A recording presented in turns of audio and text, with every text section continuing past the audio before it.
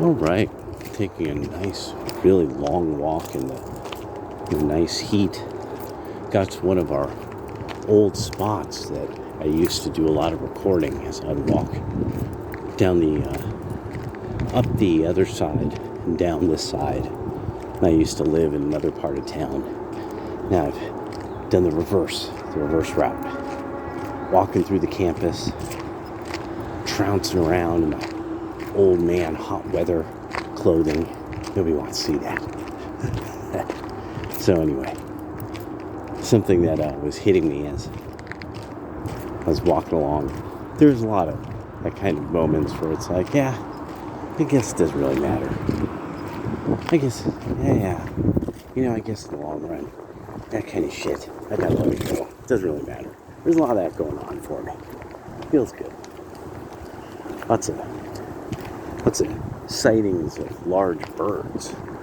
There's literally a pack of there's this area has, because there's, okay, one of the things that when there's fewer humans around, nature comes back. Nature finds a way. Life finds a way. And so you're starting to see it with large birds. Large raptors are all over the place now around the river here in Eugene. And I'm figuring it's because fewer people are going out and doing things and enjoying things. And I'm betting that to some degree people have moved away or moved kind of to that more and more to the outskirts or to other parts of Oregon where they wouldn't have to deal with the issues of something like Eugene, Oregon, and its cowardly way of dealing with criminals and homelessness and stuff like that. And so that's one of these things that I just, I'm watching because Finance Hat Market Gains has been reporting on huge drops. I mean, monumental 90% drops. So a building that was $62 million. And so this is, for anybody who remembers this building or knows what I'm talking about, corner of Van Ness and Market, I'm almost absolutely sure. So not the corner with what once was a car retail place decades ago. And it's such a huge place, I'm betting it still was a large footprint place on the corner of Van Ness and Market. And so toward Mission was that, and then one of the bank buildings. But this was across the street. So you have then the cafe breakfast kind of place. That place apparently still exists. All it sells is bakery goods. That's it. And coffee. And I think maybe sandwiches or something like that, those kind of items. And the rest of the building, I've never been sure what it is. I think it's actually a vent for the BART and the Muni, if I remember correctly. That the building itself, a huge section of it, it's actually a giant vent. And that there's a part of it that's a building, like a real usable building. There's a few of those in that area. You have to know what to look for, and you'll see these vents for the undergrounds. And so, this is the other corner. One of the ugliest buildings in the history of San Francisco. It was like the quintessential early 80s, late 70s metal, glass, just ugly ass building. Just nothing to it. Absolutely as bare bones as you can make it. Almost as ugly as everything is starting to be now. It was one of the forerunners of this. No noticeable stonework. I can't think of the stonework on it. It's just all metal and glass, and just done in a way that was really ugly. And sold apparently in 2014 for $62 million. It is on the market for $6.5 million now. That's amazing. So this is the stage at which if the Republicans suddenly were like, oh no, there's this horrible rout of the economies we live in. Oh no, so what will we see? Mines, agriculture multiple tiers of technology of agriculture, primary harvesting, secondary, harvesting, tertiary manufacturing of food goods and other agricultural related goods, like mulch, things like that. That's a third tier. So,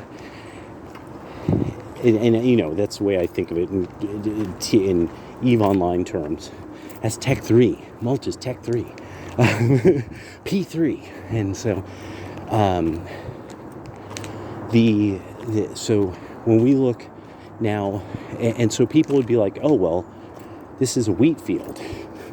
This is set up so people could grow various crops. There would be plant storage, maybe even the hardware. Oh my God, what, like all the spider webs on it. Hardware and stuff would still be there. It would be inherently valuable. A mine, coal mines, they're inherently valuable. IT firms and information systems and things like that, it's only worth what you could sell the packages of information and the services and all. It's only worth what you could sell it for right then and there. There's a lot of valuation. Now we're finding out that's fake too.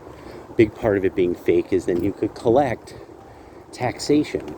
You could fake the stock market out and clean up on that. If you understand how the game works. And you understand, and now there's a lot of normal people that don't know that shit that they bought into is overvalued and that everybody's going along with that scheme. A lot of people don't know this. And that's pretty cruel. That we're literally setting up whole sections of the economy constantly to just be left holding the bag. And that when you finally have a party that starts taking back the power from the bureaus, and they're throwing politicians out all over the place. They're throwing people out of the party that they don't like. And one of these people happens to be a Cheney. Literally a person who inherited her role. Dynastic inheritance. We throw her out somehow still. The Democrats are the good guys every time. And so now it's starting to become this thing of you have and probably will lose so many men. It'll be generational. And it's because you guys are just so dishonorable. Dishonest and dishonorable about it. And that we've been so right so many times on the right side of things. And that the young have told you. The young have fundamentally told you guys, this is some party that has something to do with envious boomers who envy Donald Trump, angry old fat women, and other assorted losers of society that for some reason feel like they have to stick it to people who grew up never knowing, like, okay, millennials who were born in the dead center of the millennial era, when they became grown-ups, one of the only references they had ever heard to the word skinheads outside of these stories from a long time ago about them was Kanye West's album Black Skinhead. Outside of that, it was a rare subculture that you almost had to live around a cluster of them for them to even exist anymore. And that would have been like when these people become adults, this subculture fundamentally scarcely exists anymore, except outside of like prisons and at ska shows. And those are people who are all like 40 years old. This is like 2012. So people want to act like, oh, the Nazis are reorganizing. They're in the streets. They're doing this and that. These are people who would have never even known about this stuff. Millennials that knew nothing of old racial animosities. They'd grown up with rap music. They were fans of rap. They were wondering when Wesley Snipes would finally come back as Blade. These are just not people who had some intense animosity against anyone until it became a thing that now has shown out. That you've all really shown us that no, all of this was you guys on the left doing this. Because now you've made it clear through the actions of the teachers' unions and the National Educators Association that all of this animosity is something you all ginned up. That you had this weird, inability to teach history well, because I guess of general incuriosity or lack of curiosity about it, having actually diverse and interesting sources on subjects. And so you end up getting now these generations, or about a generation of young white men that they have no reason to really deal with your shit. I mean, you've shown them through your actions now that there's something that they have to, or you have to, I'm sorry, that you liberals have to do this. You have to, demonize white men or something, because otherwise you would have to compete against Thomas Sowell. And I mean, almost the entire world of educators, almost the entire world of American educators cannot beat Thomas Sowell. There's almost nobody you'll find on the internet who is a liberal historian who is actually as influential in the world of politics right now as Thomas Sowell is, as a black economist from the right who just happens to cover issues of history and many historical subjects, and very well, and very, very, very well, because he researched them very well. And that's then become the next thing. Either it's that this is really a matter of liberals are just, that there's something about the Democratic Party that attracts people who not so secretly hold totalitarian, authoritarian personality traits. Like they want to be a part of a collective that could be totalitarian and authoritarian. That you inherently want to be popular. This is more and more. This really comes up when you see kind of the hippie boomer, the cross between hippie boomer and loser. And when you're in, somebody like me raised in San Francisco, you ran into this a lot. These people would have some story about, some guy. So they're dropping the name of some guy from the 60s. You're at the bus stop. You're just trying to be a nice kid. This old boomer guy is telling you about some guy who, this name's famous.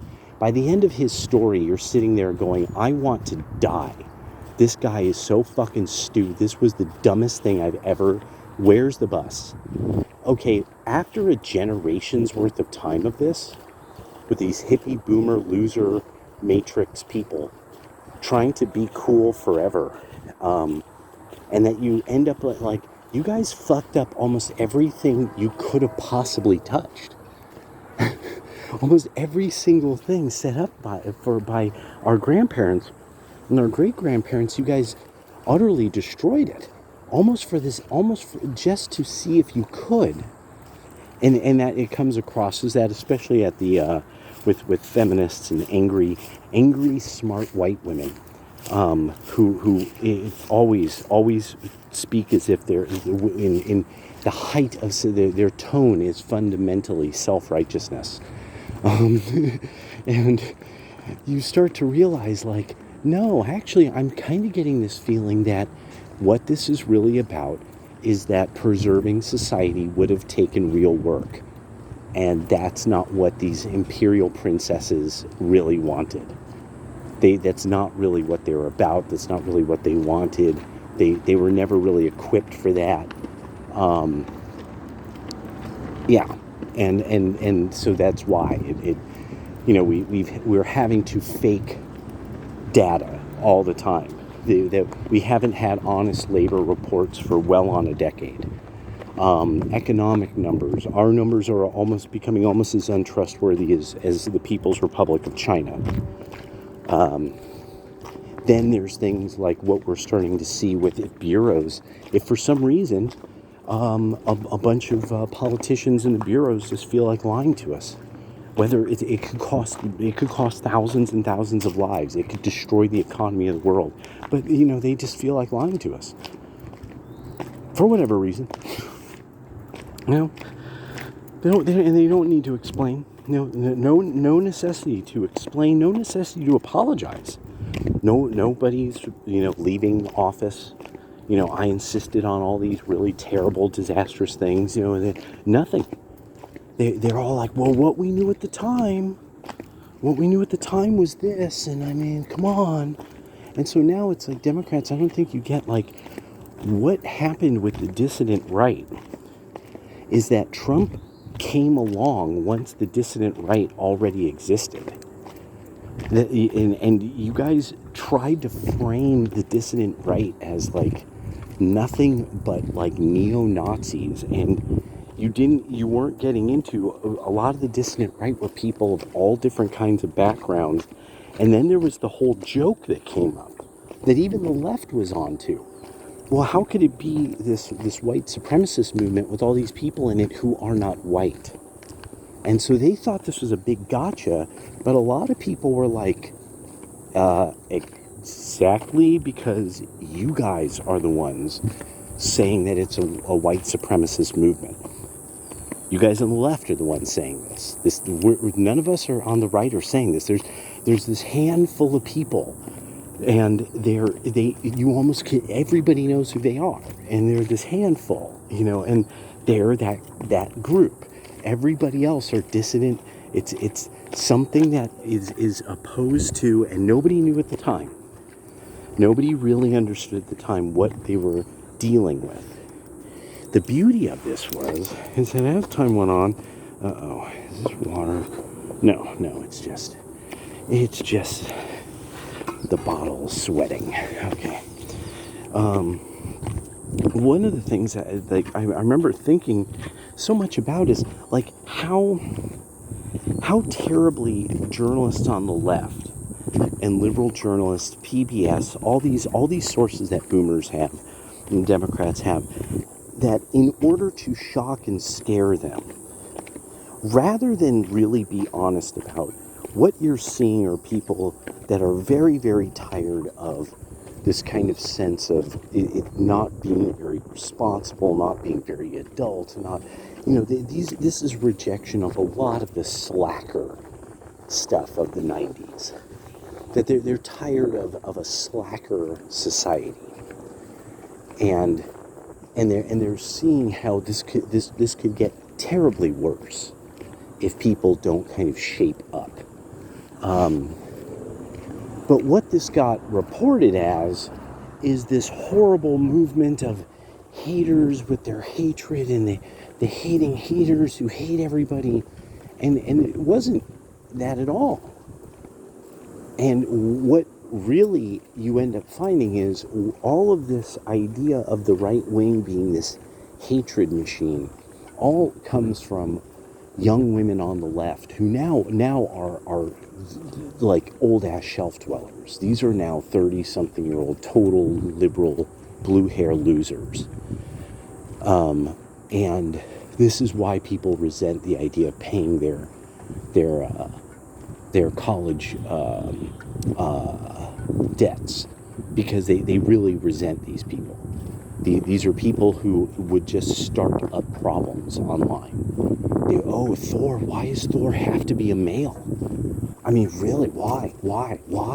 And all that, to them, that's brilliant.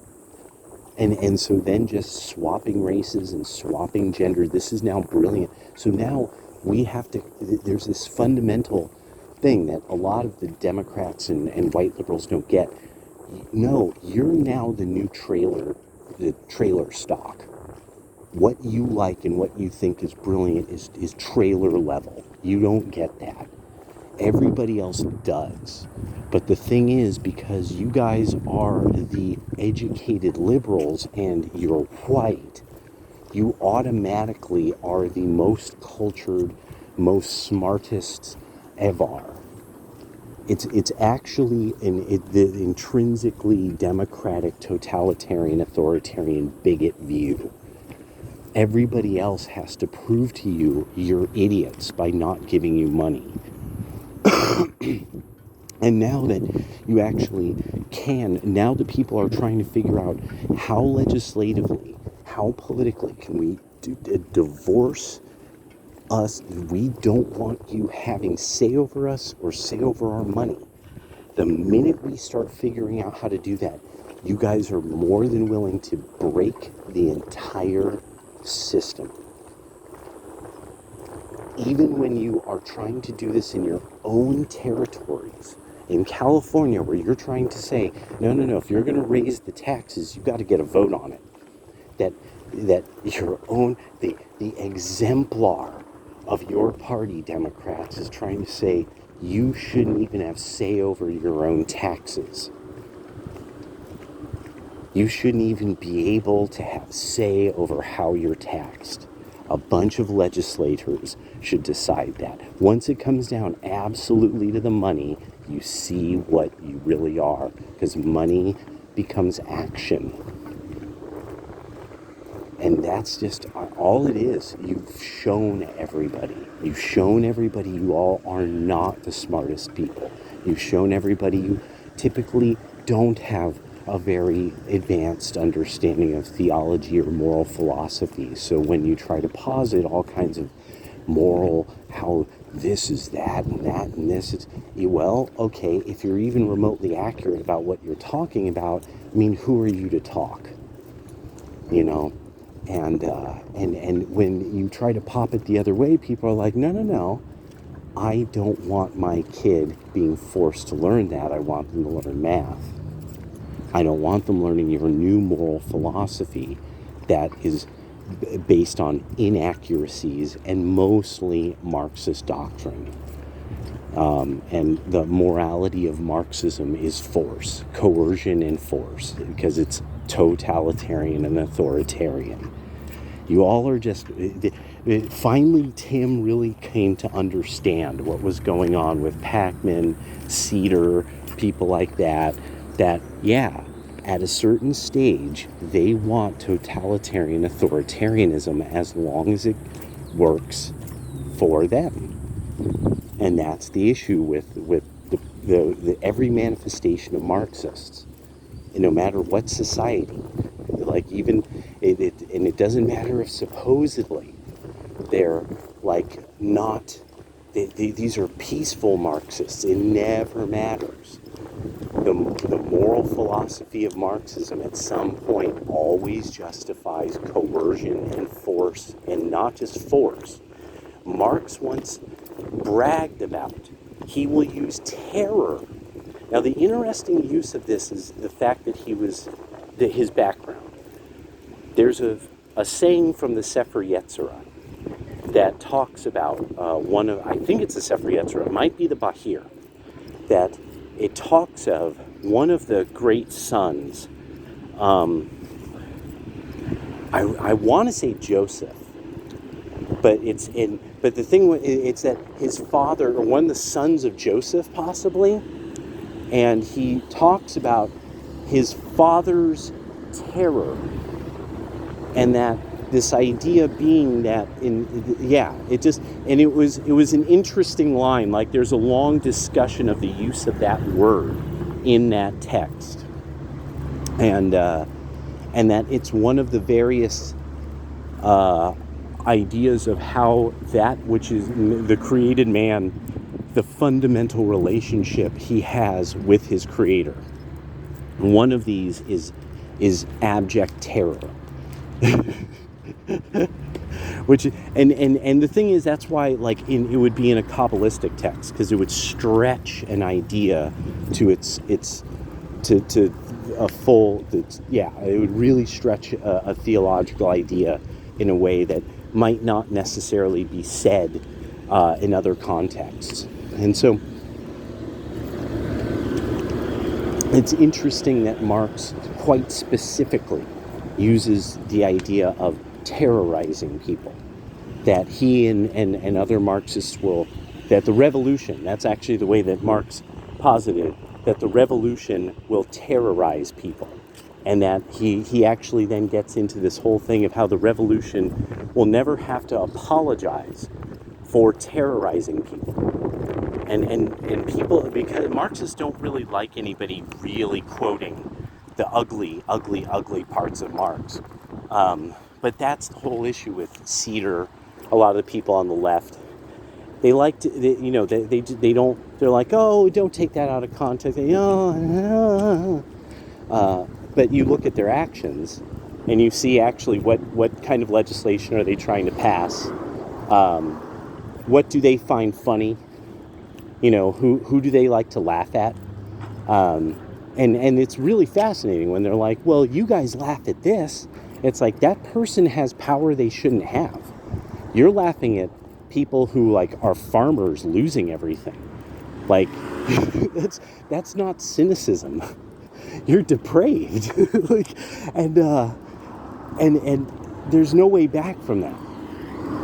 Then there's also the no way back from, we were right about everything when you guys didn't know anything. The Mr. Medicare's Corona Chan streams. It had almost everything we know about Corona within the first 6 months. Everything that's been disclosed to Congress. It was all stuff that was metadata that you could easily find. Well, it was found years ago. And so you guys were years late now. And now genomics is an issue, and Azure AI. Those of us who are studying the genomics issue were finding mention of all these weird names for stuff that kept coming up, and we're like, what is this? And so then one of my buddies and I found that there was a spreadsheet that had access to something called Azure that kept popping up when I was studying about genomics as an industry. So I was like, oh, hey, it's that Azure thing that is always pops up when I'm looking up, genomics, genomics, So we start fiddle-faddling with it, only to find out it was something that analyzed the language about articles. So they said, put an article or cite an article about a stock and put it into one of these windows. So we put it into the spreadsheet window, and Azure cited it as that this then was, according to this article, that it was a stock that wasn't very good. And we're kind of like, wow, we hadn't really seen this technology before yet, but it was obviously available for Microsoft users to play with. But this was a thing, we were years ahead of this. And still, there's not a single person on the left who's talking about genomics and genomics as an industry and genetic libraries and stuff like that. So it's one of these things now of, you guys are going to have a really hard time winning because we're way ahead. Why would people want to side with the left when the left doesn't really know much? When people on the right seem to be a decade ahead of you on information, when people on the right know things about Corona, about the COVID-19 virus, like years before supposedly it was even discovered. And I mean, it's got to hurt after a while that it's just like that we keep having these situations that we look not just smart, but and then there's this. Actually, this is the part that's been so interesting about it, is internet savvy. So this came up this morning of some kind of thing. Somebody owned a store, and was having a fight with like a baby boomer about some t-shirt or something. But what was interesting was that what this person, so this was a person who, they're younger than me, and I know why they're saying what they're saying to this person they're having a fight with. I got it. He's like, oh, you watch PBS, don't you? Because they were making a joke, like a political joke or a current year kind of joke. So the idea is that, well, okay, you're a baby boomer, you must watch PBS. And they didn't understand the humor. They didn't understand the joke. And it was kind of funny, like, in that regard. Like, they didn't get, like, yeah, how could you know what you're talking about? You watch public broadcasting service, like how, you might you get your information, like the way I like putting it, you've gotten your information from the scrawlings above a glory hole in the outhouse of human knowledge. And so I thought it was just kind of fascinating that and I could see it on their face, that the guy knew, he inherently knew, because coming from the baby boom, he gets that idea of, you don't understand, old man. Well, to have him go, I bet you watch PBS, old man. And you could see he was boggled. He didn't know what to do. It was so good. And I'm sitting there like, that's what's about to happen. That the rebellion, that's the beginning of the rebellion. Oh, because the person this whole fight develops, because it's a store owned by some millennials, and they had a bunch of sassy right-wing shirts in there that made these boomers real mad. And so this guy just was like, get the fuck out of my store then. And I loved it. I'm like, yes, exactly. Just stop taking this bullshit from these people. Like, there is no Yelp that's going anymore. There is no, word of mouth is going to get around about your place. No, it's, we're going to be the store that tells dumbass boomers to get the fuck out if they're not going to buy anything.